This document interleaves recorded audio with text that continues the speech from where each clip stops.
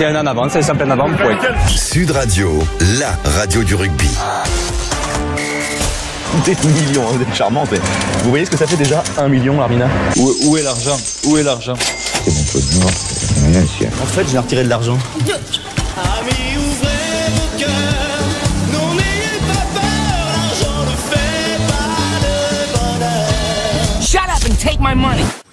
On va parler de cette Champions Cup et des phases finales qui commencent ce soir avec notamment Northampton Clermont, mais tout le week-end avec UBB Stade Toulousain, avec l'UBB le Stade Toulousain, il y a Castres, il y a La Rochelle, il y a pas mal de clubs français qui sont qualifiés. Et donc, on va évoquer cette Champions Cup. Est-elle en danger? C'est la question. Ce soir, sportivement, on peut le dire, la Champions Cup perd un peu chaque année de sa superbe. Moins d'affrontements marquants, un huitième de finale qui n'emballe pas grand monde. Et puis l'arrivée des Sud-Africains qui n'a pas eu forcément l'effet escompté. La preuve. Au global, on se retrouve en 2024-2025 avec aucun club sud-africain en phase finale, des clubs anglais qui n'envoient pas les internationaux et des nombreux cas de confrontation franco-française possibles en quart de finale. On peut par exemple avoir Stade Toulousain face à Toulon, on peut avoir UBB La Rochelle ou Castres Clermont par exemple. Alors est-ce que sportivement la Champions Cup perd-elle de son prestige, Philippe? Sportivement, elle est en train d'en perdre parce que les dernières annonces, notamment l'impasse de clubs anglais, le fait que les Sud-Africains ne soient pas au rendez-vous cette année en phase finale, ça pose question. Et clairement, la formule pose question aussi. C'est long, ce rajout des huitièmes de finale, ça rajoute une longue période de phase finale. On a du mal à s'intéresser à ces premiers matchs. La formule est quand même très difficilement lisible de la part du public. Donc, il y a quand même des questions qui se posent sur la formule et sur l'attrait sportif. Une des clés de réponse, ça pourrait être éventuellement que l'organisateur soit beaucoup plus attractif en termes de primes à la performance à partir des phases finales pour que toutes les équipes engagées aient vraiment une motivation supplémentaire pour jouer le jeu, ou éventuellement des modalités de sanctions pour les équipes qui feraient l'impasse éventuellement, même si ça paraît difficile de le mettre en place. En tous les cas, sportivement, elle a des questions à se poser parce que même si on y reviendra tout à l'heure sur les chiffres, pour l'instant, tout va bien du côté de l'EPCR. Sportivement, il y a beaucoup de questions qui se posent et qui devront être réglées à l'intersaison pour être sûr que la saison prochaine démarre sur de bonnes bases.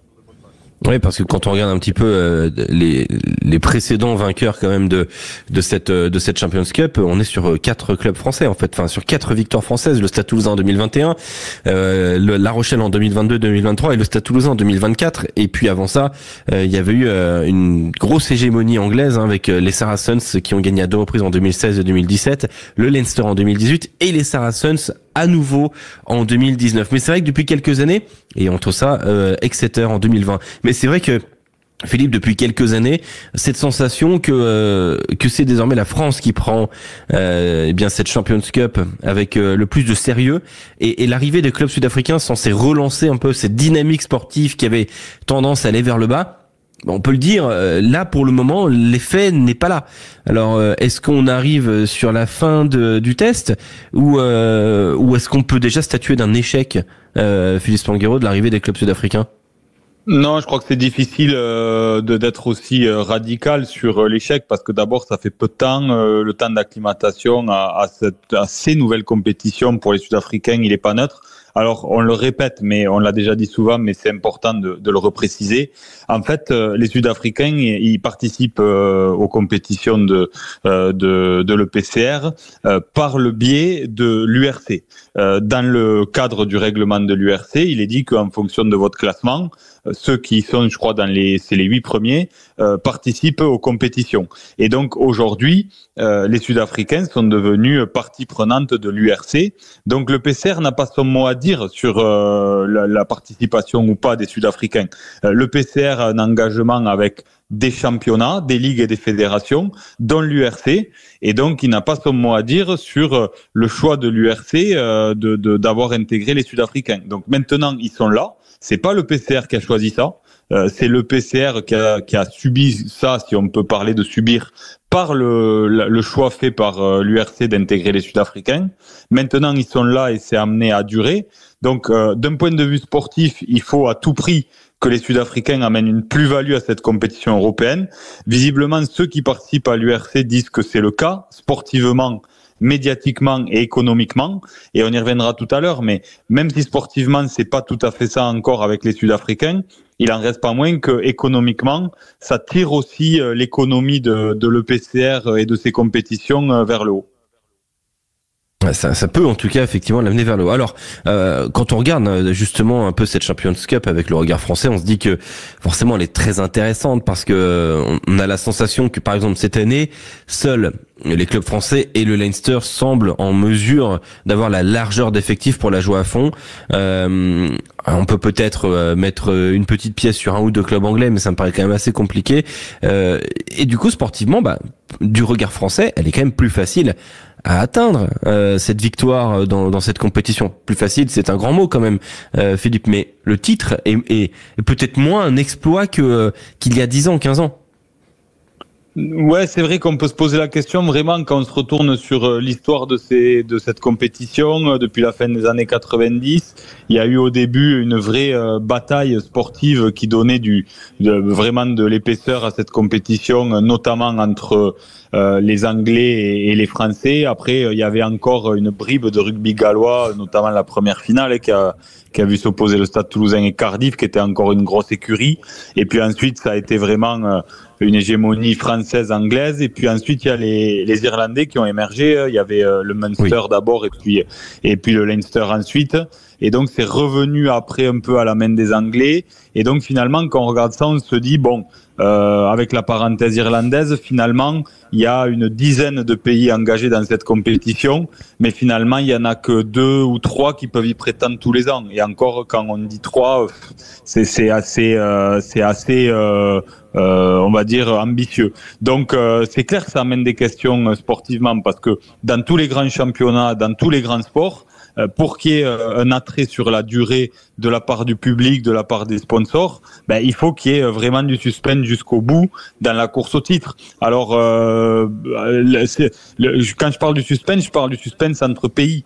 Parce que si au final, dès les quarts de finale, on se demande si c'est La Rochelle, l'UBB ou Toulouse qui va gagner, finalement, on exclut tous les autres pays qui aiment le rugby et qui participent à la compétition.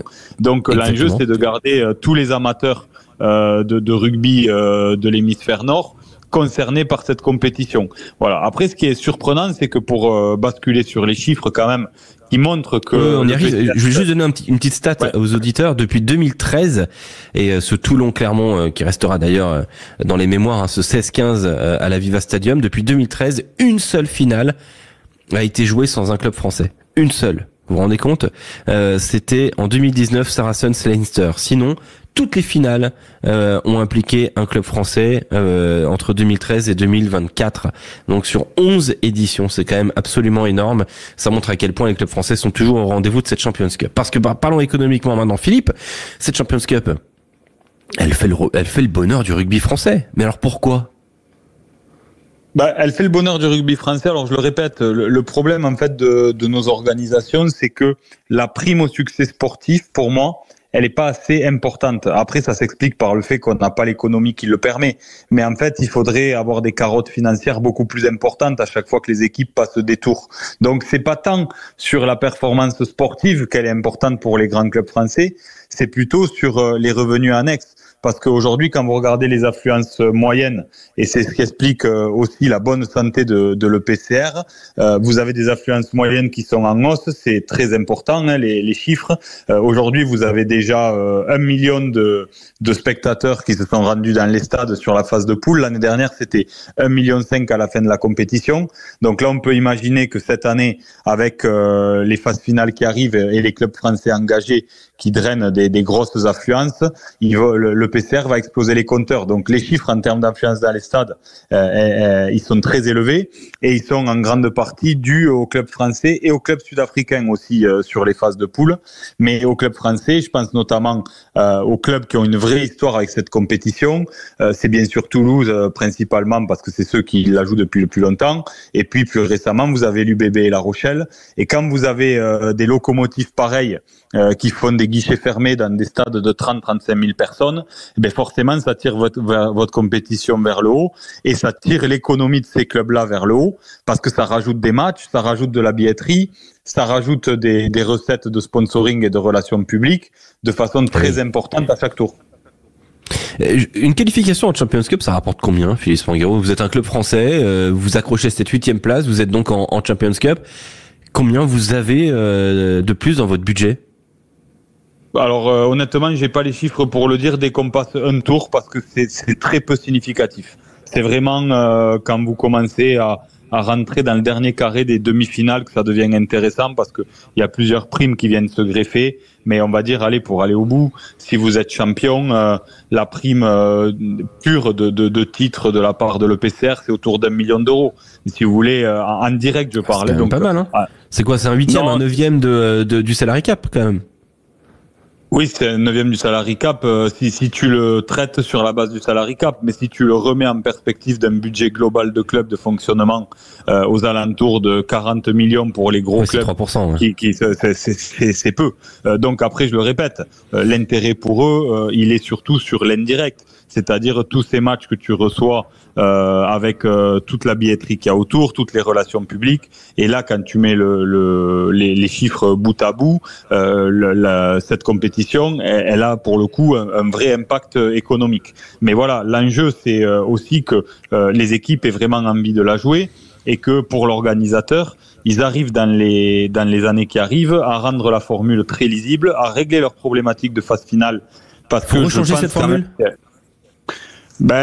C'est très personnel, mais c'est vrai que le 8e de finale pose vraiment question. La preuve, quand on voit les Anglais qui galvaudent carrément ce type de match, on se dit est-ce qu'on n'a pas un tour de trop? Et puis surtout, je trouve que au milieu de la cohabitation avec nos championnats domestiques, l'histoire elle est dure à raconter sur la montée en puissance. Elle est un peu trop longue. Elle est un peu trop longue et le storytelling, je le trouve compliqué à mettre en place pour vraiment fédérer une communauté. Mais ça, c'est un avis très personnel. Je trouve que mais que je partage. On peut se dire que ça rajoute des recettes. Parce que quand on voit encore le Stade Toulousain ou l'UBB, ils vont forcément faire le plein et c'est bien sûr très intéressant pour eux. Mais bon, ça rajoute une étape qui peut-être sportivement pose question. Et on en parlera justement demain avec Jacques Reynaud, le directeur général de l'EPCR. Il sera en direct avec nous dans Au cœur de la mêlée. Il sera à Castres pour le Castres Trévise qu'on vous diffusera bien évidemment sur Sud Radio. Il sera là à 18h30 demain pour répondre à toutes vos questions concernant la Champions Cup et cette hégémonie française qui est en train quand même de se développer dans le rugby européen, bien au-delà d'ailleurs de la Champions Cup. Je reviens d'ailleurs sur la question initiale de cette chronique, Philippe Spanghero. Est-ce que la Coupe d'Europe, est-ce que la Champions Cup est en danger? Et avec une sous-question, du coup, comment on négocie cette perte d'attrait globale sportivement tout en maintenant cette économie quand même plutôt lucrative? Est-ce qu'on laisse faire les choses ou est-ce qu'il faut changer cet écosystème qui, pour l'instant, tient plutôt pas trop mal? Non, je crois que laisser faire les choses, c'est prendre un gros risque pour l'organisateur. Ça, c'est mon point de vue et peut-être qu'il le partage pas. Mais en tous les cas, de toute façon, à terme, les bons chiffres vont être impactés par le manque d'attrait sportif.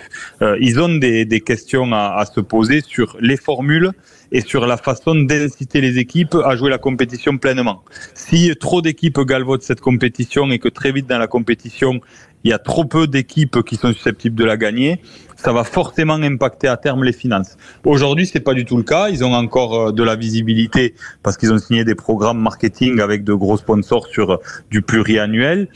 Aujourd'hui, quand on regarde les chiffres en quelques lignes, mais je parlais tout à l'heure des affluences dans les stades. Donc l'année dernière, c'est 1,5 million de spectateurs, ce qui est beaucoup. On est déjà à 1 million cette année en phase régulière. Ça, pour le coup, c'est tiré aussi par l'Afrique du Sud, parce que même si les prix de billets sont moins élevés, il y a quasiment 25 000 personnes d'affluence moyenne par match de cette compétition en Afrique du Sud. C'est des gros chiffres, beaucoup plus que dans nos championnats européens, si on enlève ce qui se passe du côté français. Donc ça, c'est pour les affluences dans les stades. Et puis ensuite, quand vous regardez les audiences aussi, l'année dernière, c'est plus de 75 millions de téléspectateurs cumulés. ce qui est beaucoup. Il y a 100 pays qui diffusent cette compétition. Et cette année, on est déjà à plus de 40 millions de téléspectateurs avant les phases finales. Donc, on peut penser aussi qu'on va exploser les compteurs sur la partie télévisée. Donc voilà, les chiffres ils sont bons, c'est des chiffres d'une grande compétition. Le problème c'est que sur le terrain il faut que ça suive, il faut à tout prix qu'il y ait de la concurrence et de la compétition sportive jusqu'au bout, et il faut à tout prix qu'on ait plus d'équipes capables de la gagner et surtout moins d'équipes qui la galvaudent. Dernière question, promis, Philippe, parce que c'est trop intéressant. J'ai trop de questions qui m'arrivent, mais de toute façon, on continuera le débat demain avec Jacques Reynaud. Mais est-ce que c'est la France le moteur de cette Champions Cup, et est-ce que ça l'a toujours été? Alors, est-ce que c'est la France le moteur aujourd'hui? Clairement, oui. D'abord parce que c'est le poumon économique du rugby de l'hémisphère nord et même du rugby mondial aujourd'hui. Ça, je pense qu'on peut tous être d'accord pour le dire et c'est pas un jugement de valeur, c'est avéré par des chiffres. Ensuite, quand on regarde l'histoire, à une époque, ça a été les Anglais. Les Français n'ont pas toujours été la locomotive de cette compétition. Il y a eu une période entre 2000 et 2010 où le rugby anglais était plus fort, les salaires étaient plus élevés là-bas, les Anglais sportivement étaient au-dessus de nous, que ce soit globalement en club ou en équipe nationale. Donc c'est pas toujours la France qui a tiré cette compétition vers le haut. Mais là, la vraie question qu'il faut se poser, mais il faut se la poser même pour nous, parce que en fait, on peut être heureux de se dire qu'aujourd'hui le rugby français domine tous les autres rugby du monde par son économie, par sa structuration, etc. Mais je le dis souvent, être fort tout seul, ça sert à rien. On a quand même besoin d'avoir des pays forts autour de nous avec lesquels faire la compétition pour renforcer la valeur de notre produit. Et aujourd'hui, on est un peu dans cette zone de risque dans laquelle finalement on se rend compte que le temps passe, mais il n'y a pas de grands nouveaux pays de rugby qui émergent, et il y a même des pays qui étaient des pays forts qui sont en grande fragilité. Donc voilà la situation dans laquelle on est aujourd'hui. Mais c'est vrai que de se dire que des grands pays de rugby, quand même, comme l'Écosse, le Pays de Galles, sont plus du tout invités, ont même pas l'économie d'avoir une sélection, ou une province capable d'émerger, ne serait-ce qu'en phase finale de ces compétitions. Enfin, c'est compliqué. Ouais, c'est vrai que ça paraît assez compliqué. Évidemment, tous ces sujets-là, on les abordera demain avec notre invité exceptionnel, Jacques Reynaud, à 18h30 dans Au cœur de la mêlée. Posez vos questions à Jacques Reynaud, proposez-nous-les sur les réseaux sociaux Sud Radio Rugby. On sera très heureux de lui faire parvenir en direct sur Sud Radio, ou tout simplement appeler le 0826 300 300 pour participer. Merci Philippe d'avoir été avec nous. Très belle soirée. On se retrouve demain à 18h pour Au cœur de la mêlée. C'est OK? Avec plaisir.